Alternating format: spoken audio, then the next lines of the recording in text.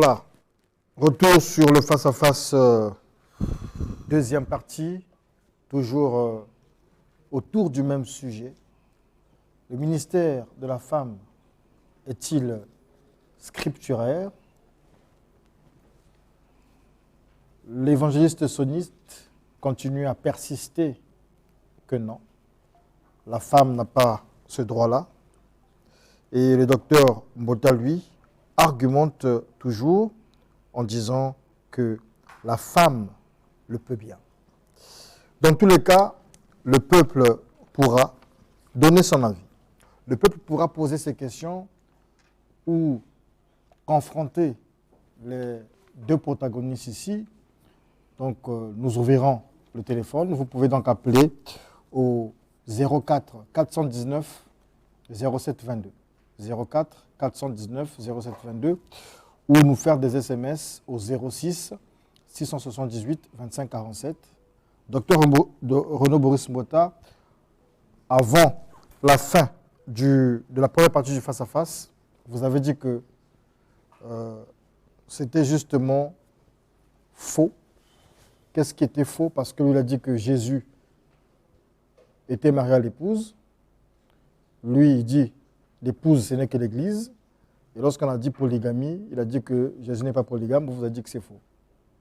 Oui, là où j'ai dit que c'est faux, c'est le fait qu'en face de l'Église, on dit que Jésus soit marié à l'Église. C'est ce qui est totalement faux. Parce que quand on prend l'allégorie du mariage, le Christ se représente comme étant l'époux.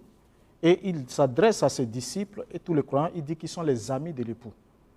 Et quand on va dans Apocalypse chapitre 21, il a dit, on a dit à Jean, viens, je te montrerai l'épouse, la femme de l'agneau. Et la Bible dit que l'ange transporta Jean jusqu'à sur une haute montagne et lui montra la nouvelle Jérusalem qui descendait du ciel d'auprès de Dieu.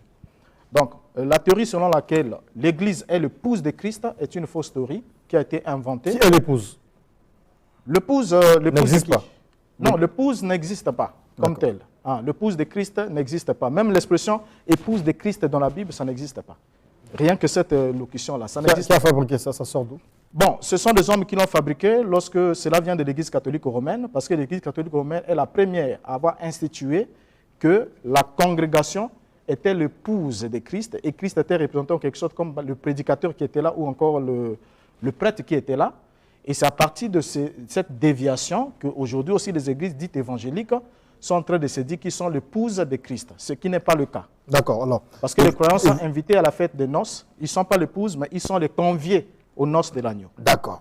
Et voyez, ce sonite, nous avons parlé tout à l'heure de l'homme qui était le chef de la femme, mais ça c'est à la maison. Le docteur Mbota dit, ce n'est pas l'Église.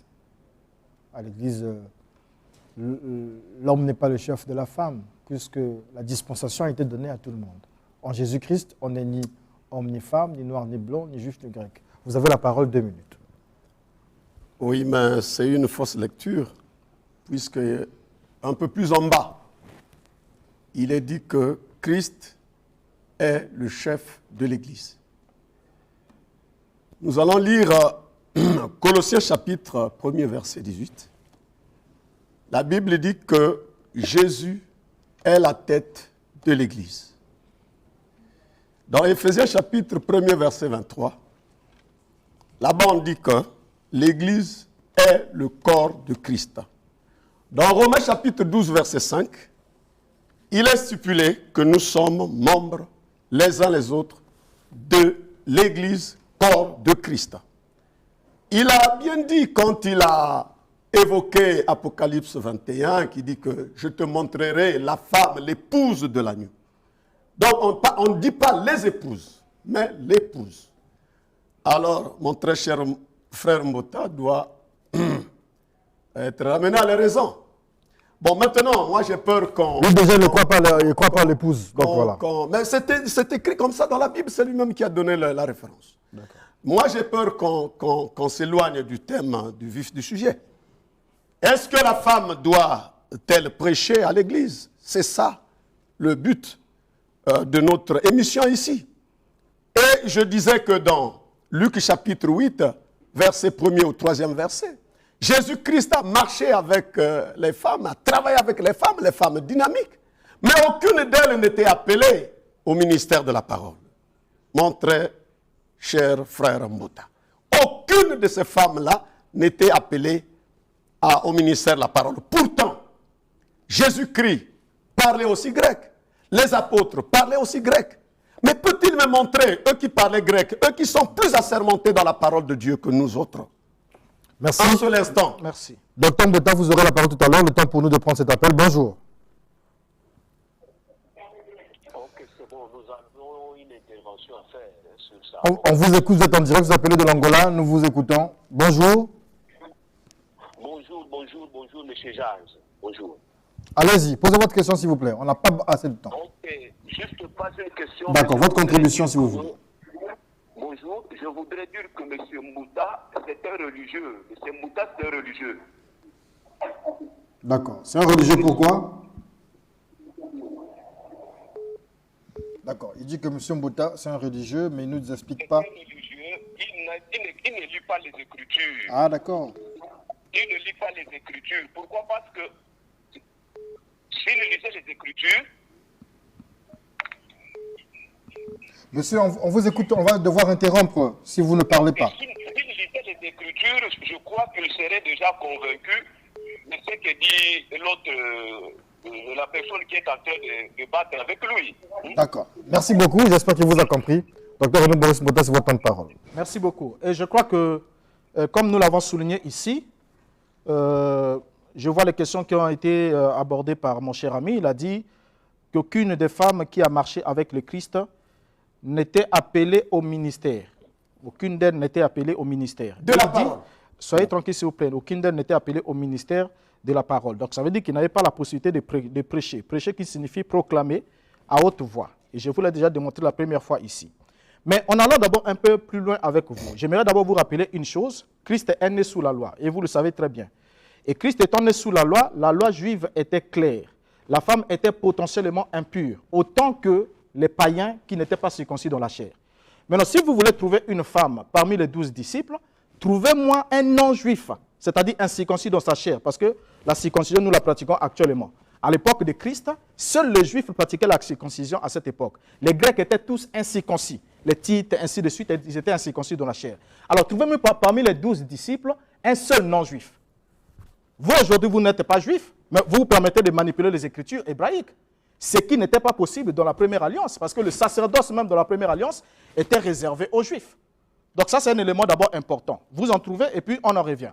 Alors, le plus grand souci avec vous, je n'aimerais pas le dire juste pour vous, mais pour nombreux de ceux qui nous suivent ou encore qui étudient les Écritures, c'est qu'ils pensent qu'il est inutile, à cause de la paresse qu'ils ont, de remonter au niveau des textes grecs, parce que Paul a écrit en grec.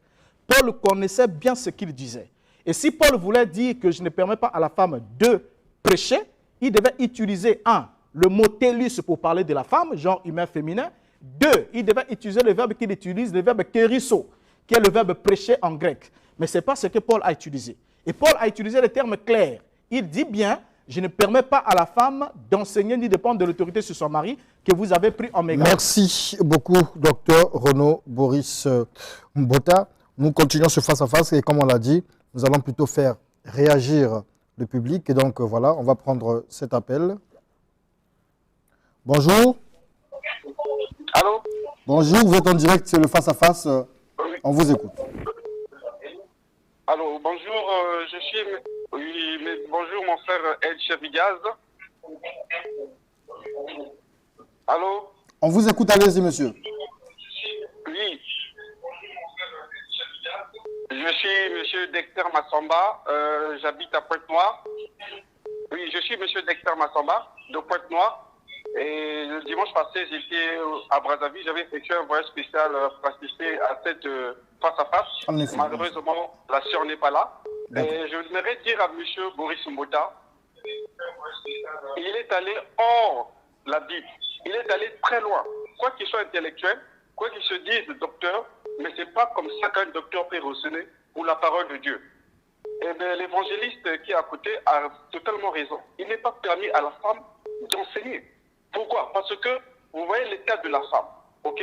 Si les femmes peuvent enseigner, est-ce que les femmes peuvent mettre la veste et cravate au niveau de la chair, prêcher les hommes? Si elles veulent prendre cette autorité-là, qu'elles mettent aussi la veste et les cravates qu'on voit comme d'autres pasteurs. Mais est-ce que M. Boris... À l'époque, si vous parlez de veste et cravate... Évangélistes, à toutes ces femmes évangélistes, de leur payer le billet d'aller prêcher en Israël, puisqu'ils ont reçu la parole de Dieu, ils peuvent aller partout dans le monde prêcher la bonne nouvelle. Merci beaucoup pour vos contributions. Est-ce que M. Boris Bota est digne, ou on peut demander au gouvernement de prendre ces gens de femmes et aller prêcher en Israël, pour savoir si ils ont reçu vraiment le ministère de Dieu? Votre contribution, représentante, merci beaucoup pour votre contribution, notre cher ami de Pointe-Noire. On va prendre cet autre appel. Bonjour. Allô? Bonjour. Allô? Bonjour. Oui, bonjour, monsieur. Voilà, vous êtes en direct, c'est le face-à-face. Pardon? Vous êtes en direct de Télé Congo. Ah, d'accord, ok. Bon, j'allais dire ceci, hein, Oui. par rapport à ce débat qui se déroule actuellement entre M. Mbota et l'évangéliste. Je me poser la question à M. Mbota, est-ce que réellement il lit les Écritures? Il vous dira toujours que oui, en fait. Allez directement à une question. À M. Mbota, parce qu'apparemment il est juste docteur de nom. C'est la seule question? Allô? Alors, on va devoir interrompre parce que, alors, lorsque vous nous posez des questions, allez-y, droit au but. Lorsque vous posez, par exemple, la question à Dr Mbota ou Dr Mbota, est-ce qu'il lit les Écritures? Est-ce que vous pensez qu'on va vraiment s'attarder sur ça? Vous penserez qu'il vous donnerait quelle réponse? Donnez, posez des questions, faites des contributions pour faire évoluer le débat. Et lorsque vous appelez, contentez-vous du téléphone, éloignez-vous de la télévision. Parce que lorsque vous appelez et que vous regardez la télévision, nous serons en déphasage. Donc, lorsque vous appelez, éloignez-vous de l'écran des télévisions. On va peut-être prendre ce dernier appel. Le philosophe Minimona, mais on vous salue et on vous dit, soyez bref et succinct. Justin Minimona. Éloignez-vous de la télévision, s'il vous plaît, sinon on va vraiment raccrocher. Oui, cher Cédric Gaz, je voudrais intervenir par rapport à la problématique qui est là. En fait, le sujet de la participation de la femme à l'évangile est lié aussi aux faits historiques. Je dis bien aux faits historiques. Celui qui boude que la femme ne peut pas prêcher actuellement n'a qu'à se placer dans l'histoire de l'humanité. Ça, c'est le passé, parce que quand vous prenez les éléments du passé, dans aucune culture ne donnait l'autorisation ou le pouvoir à la femme. Je dis bien, aucune culture ne donnait le pouvoir ou l'autorisation à la femme. Or, aujourd'hui, nous avons un autre fait historique. Donc, il ne faut pas que celui-là confonde les époques. Il doit se référer. Regardez chez les Grecs. Qui confond les époques, s'il vous plaît? Celui-là, c'est qui? Celui qui nie que la femme ne peut pas prêcher. D'accord, le docteur Mbota. Voilà, parce que nous sommes là... Non, excusez-moi, l'évangéliste. Il n'y a pas... C'est exactement... Pardon, c'est un fait culturel. Donc, pour vous, c'est un fait culturel, la femme doit prêcher, la femme peut prêcher. La femme comme ça. D'accord, merci beaucoup. Merci. Alors, docteur Renaud Boris Mbota, évangéliste Sonite, c'est vous qui avez la parole. Justement, après ces réactions, on vous écoute.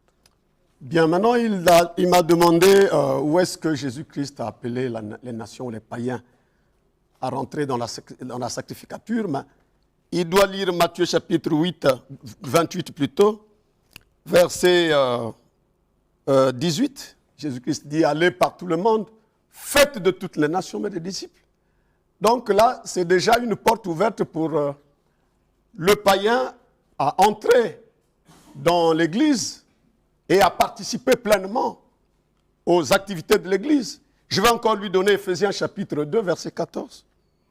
La Bible dit, des deux, Israël et les nations, il n'en a fait qu'un seul peuple. Donc, nous rentrons dans la sacrificature. Maintenant, la question est posée.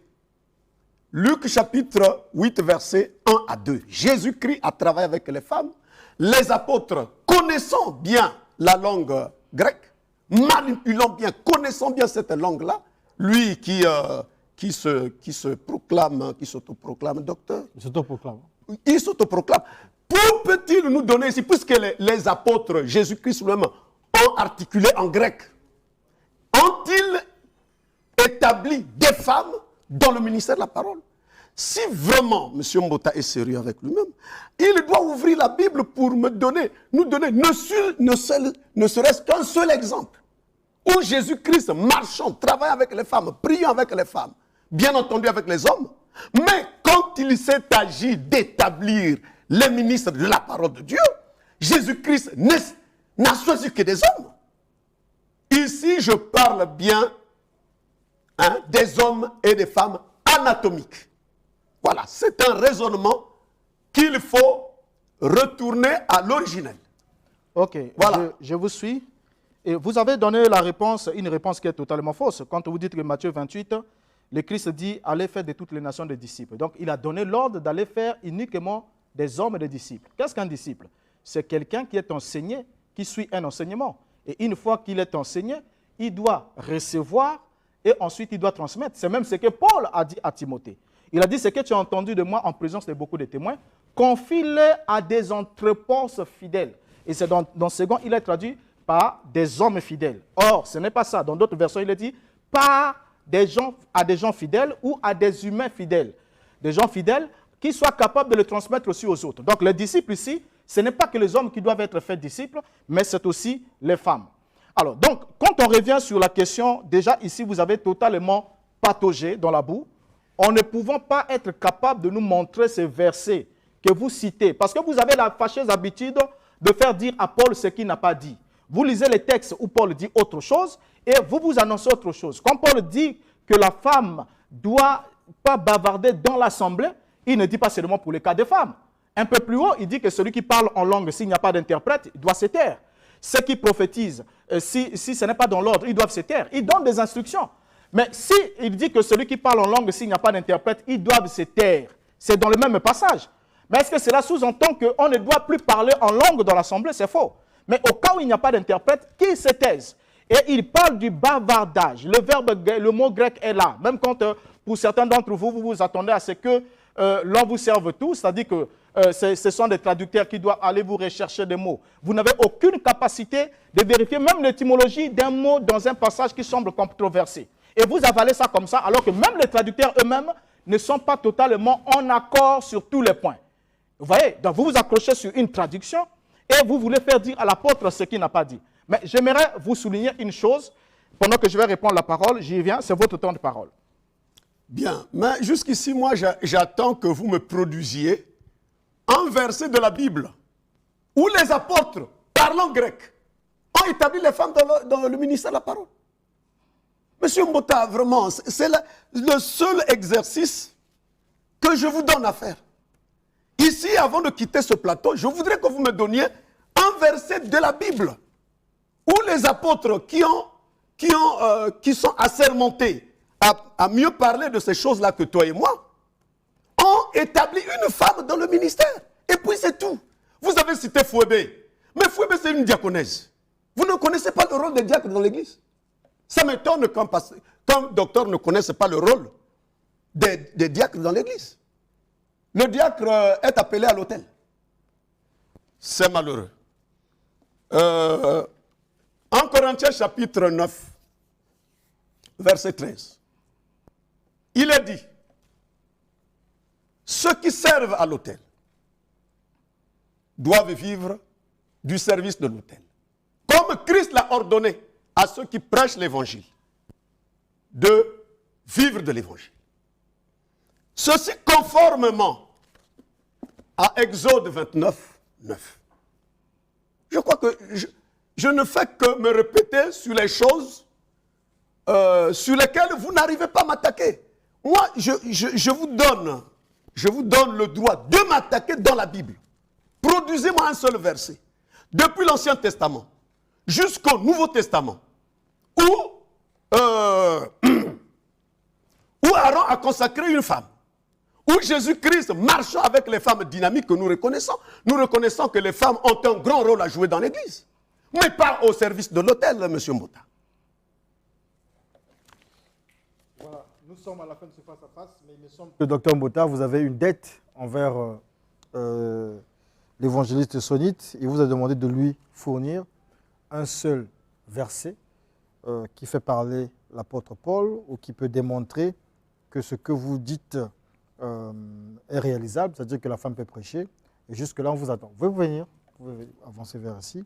Et donc, il nous reste 2 minutes, 3 minutes.